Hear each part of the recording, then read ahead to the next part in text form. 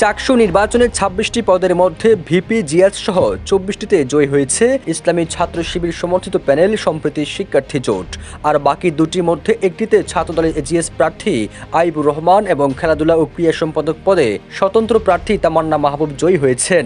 ছাত্র শিবির এই বিজয়ের মধ্য দিয়ে ৪৪ বছর পর চট্টগ্রাম বিশ্ববিদ্যালয় কেন্দ্রীয় ছাত্র সংসদে আবার নেতৃত্বে ফিরছে সংগঠনটি।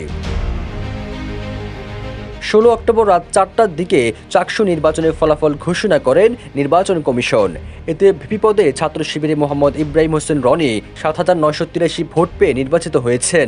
আর জিএস পদে সাইদ বিন হাবিব ভোট পেয়েছেন ৭,২৯৫ ভোট। অন্যদিকে এজিএস পদে ছাত্রদলের আইবুর রহমান তৌফিক ৬,৪৪১টি ভোট পেয়ে নির্বাচিত হয়েছেন।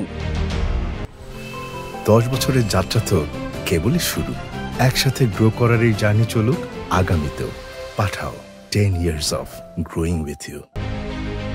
চাকসুর ভিপি পদে নির্বাচিত হওয়া ইব্রাহিম হোসেন রনি ইসলামী ছাত্র শিবিরের চট্টগ্রাম মহানগর দক্ষিণের সভাপতি ও ইতিহাস বিভাগের এমফিলের শিক্ষার্থী।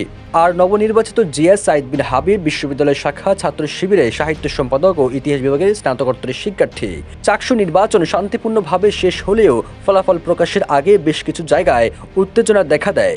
১৬ অক্টোবর রাত ১টার পর ২ হলের ভোট কারচুপির অভিযোগ তুলে উপ-উপাচার্য অধ্যাপক ডক্টর মোহাম্মদ কামাল উদ্দিনকে অবরুদ্ধ করে রাখে ছাত্রদলের কর্মীরা। পরে রাত ৩:৩০টার দিকে অধ্যাপক কামাল মুক্ত হন।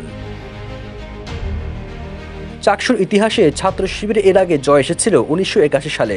তখন ভিপি হন জসিমউদ্দিন সরকার আর জিএস হন আব্দুল গফফার। দুজনই ইসলামী ছাত্র শিবিরের বিশ্ববিদ্যালয় শাখার তৎকালীন নেতা ছিলেন। এর দীর্ঘ ৪৪ বছর পর আবারও চাকসুর নেতৃত্ব পেয়েছে ছাত্র শিবির। সবুজ আলম, নিউজ ডেস্ক, ইত্তেফাক।